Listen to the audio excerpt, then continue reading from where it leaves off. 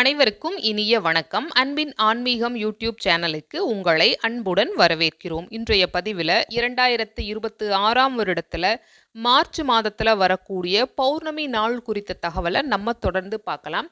நம்ம சேனலை முதல் முறையாக பார்க்குறவங்க ஞாபகமாக சப்ஸ்கிரைப் பண்ணிக்கலாம்.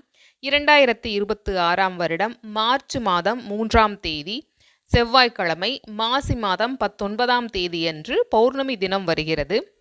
பௌர்ணமி திதிக்கு உண்டான நேரம்னு பார்த்தோம்னா மார்ச் மாதம் 2ஆம் தேதி அன்று மாலை 6:29 பௌர்ணமி திதி ஆரம்பமாகி மார்ச் மாதம் 3ஆம் தேதி செவ்வாய்க்கிழமையன்று மாலை 5:52 வரைக்கும் பௌர்ணமி திதி இருக்குங்கிற தகவலை சொல்லியிருக்காங்க.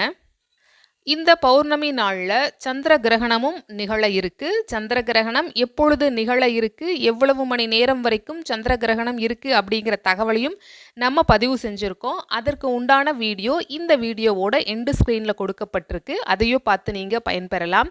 உங்களுடைய கருத்துக்களை ஞாபகமாக கமெண்ட் பாக்ஸில் தெரிவிக்கலாம். இந்த பதிவு உங்களுக்கு பயனுள்ளதாக இருந்திருக்கும். நன்றி, வணக்கம்.